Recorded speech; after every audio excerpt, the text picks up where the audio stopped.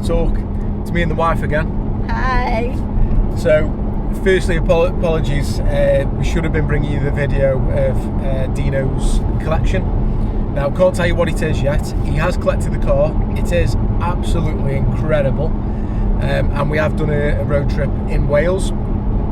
Absolutely stunning, honestly. Can't wait to show it you.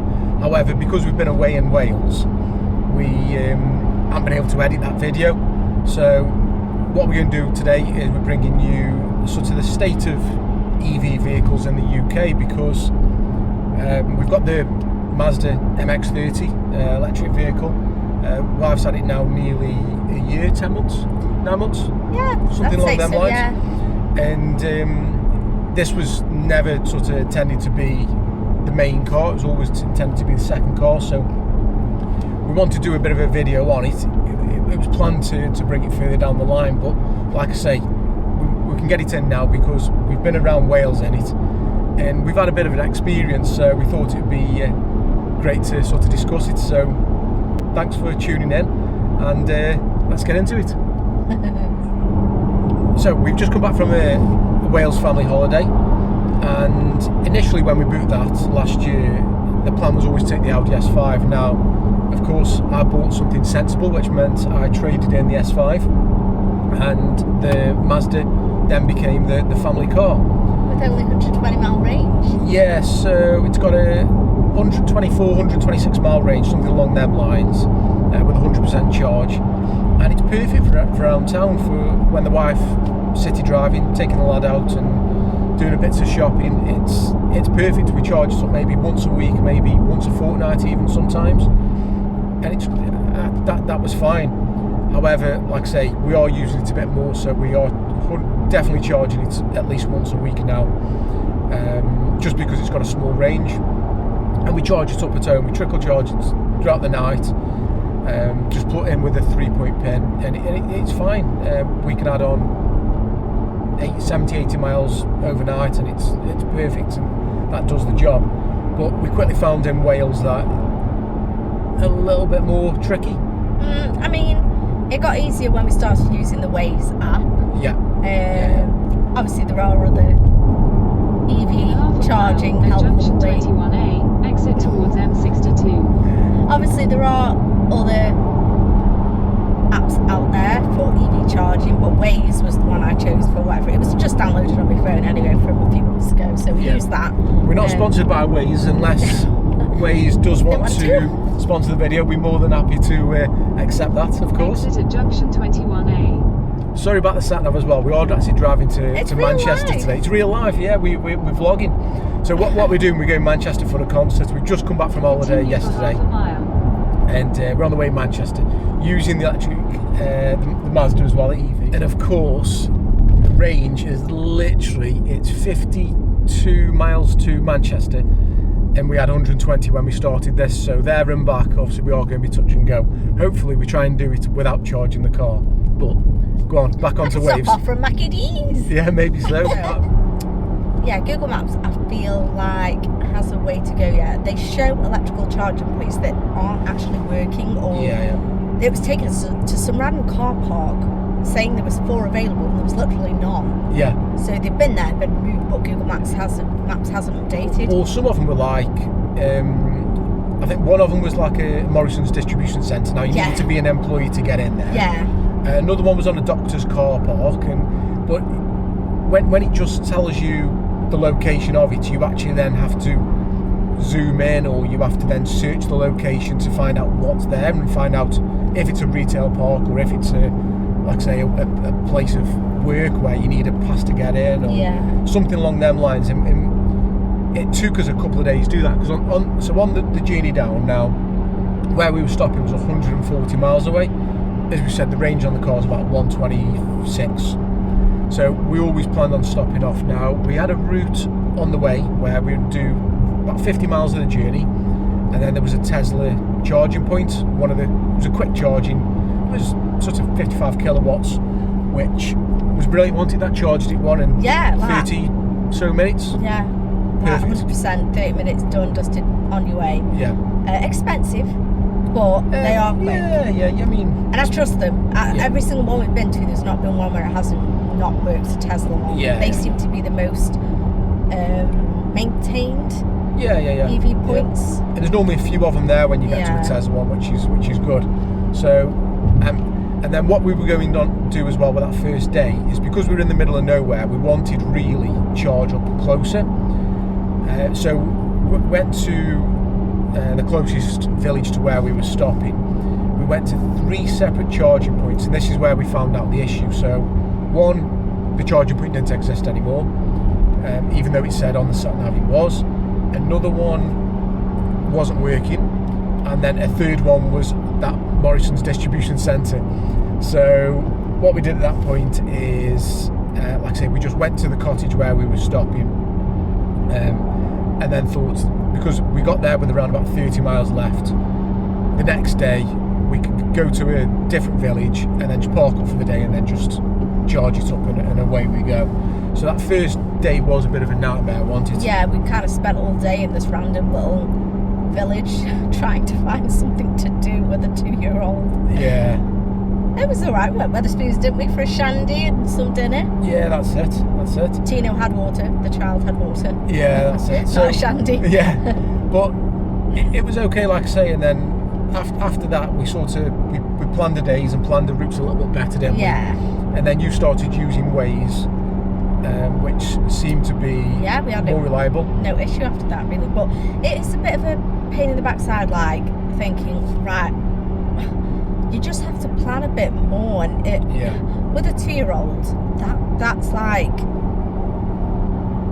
I don't know, you've got to think, what can the child do while I'm charging my car, and is there somewhere for him to run around, or is, I don't want to just sit him in front of his tablet, which I feel like he did a lot of whilst we were charging the car.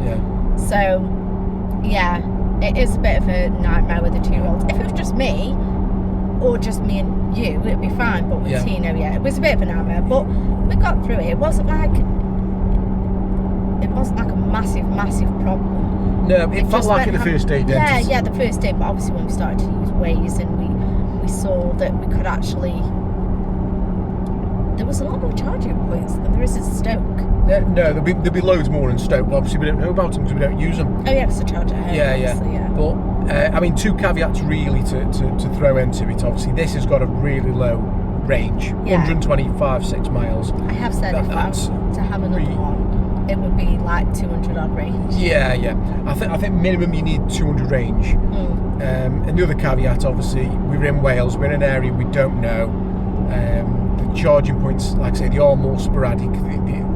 In each village or town, small town, there's probably only 1 or 2 charging points in each place, so a lot more sporadic. So there are definitely 2 caveats to put in the a lot more. There are 2 caveats to put in the mix really with it. Now, when I mentioned before, we did a road trip around Wales, so Dino come to meet us at Portmeirion. A couple of his mates come up as well in their cars, and my dad actually joined because Mum and Dad always wanted to go Portmeirion and have a walk around there, so they come up. So my dad come up in the Taycan. Now the range on that's around about, I think he gets about 260, something along them lines, and the journey for him was 102 miles there, 102 miles back, and he did the full journey and got back with 20 odd % left, which is great. So we started with 99% on the journey, and like I say, got back with around about 20 odd % left, which I think, like I say, minimum 200 you need if you're going to do any trips as a family, I'd say. So my dad's experience was a good one in the car. So it was a lovely drive, dead smooth, quick car when you want it to be, but he was there and back, no mess around, no stop-offs or anything at all. So he had a completely different experience driving that kind of distance. But I do think electric vehicles do have the place. I just think I need something exciting with a combustion engine. Well, Maria the Mazda, as I have blessed her, She did have a place. She was the second car in the household. Yeah. Meant only for running from A to B when we were stuck, or say the Audi had to go in for whatever work it needed doing. I didn't want to be without a car. However, she has now found herself as the main family car. That's not her fault. So, no, I mean, honestly, it is a great car. It drives nice. It's just a sort of turn on and go, and that's it. It's a really simple car to drive, and it's pleasant enough around town. But it's definitely not her fault. This car was never designed for that. However, she still does A to B journeys. It's just B might be in Wales now, and not 3 miles away. She loved them country roads on the way home yesterday. She did. She got us home in fine time. She did. Yeah, she did. Like I say, she handled it really well, to be honest. Yeah. Better than I thought. No, it's a great car, and like I say, I think electric vehicles do have the place, definitely. I think if you are city driving or anything, perfect. If you have them as a second car, great. I think if you are doing big motorway miles, obviously not ideal, because you are stopping off on a motorway in some cases, and you do have to plan your routes a lot better. I mean, I think if the government enforce the EV vehicles and there's another couple of million of these on the road, it is going to be hard. It is going to be difficult. What, to find someone to charge? The infrastructure isn't there, I don't think, at the moment, really. I tell you, I was quite surprised how many EVs are still in Wales, considering, like you say, they are quite far away from each other, the charging points. Yeah, you like them VW ID buses, don't you? Yeah, like the vans. Yeah. Yeah, I do. So, but I also like the EV Mustang. Oh, the Mach-E?